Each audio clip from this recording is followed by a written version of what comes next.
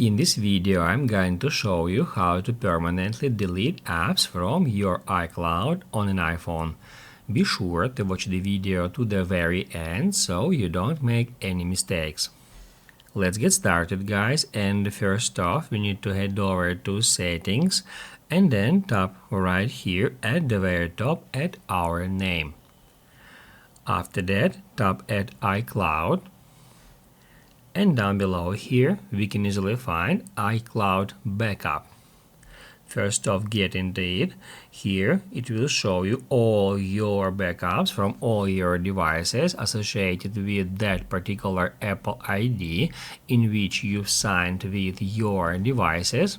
Here I got just one backup, which is my current iPhone's backup, and to be able to delete any apps from this backup, first off we need to get into it.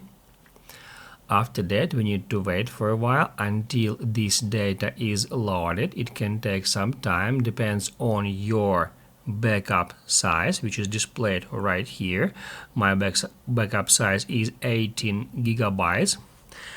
Now here it shows us the list of all applications, and here in this list we can see that the data of all our applications is automatically backed up by default to our iCloud, and even apps that have already been uninstalled from your device store their data here.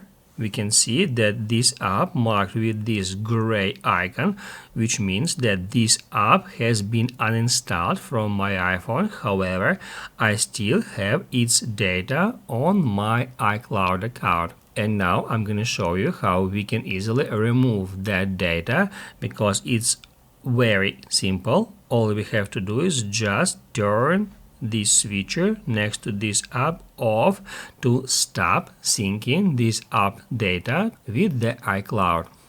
And then in the same way we can go through that list, and if we would like to remove any app's data from our iCloud, we can easily do so in the same way. Just turn off that switchers.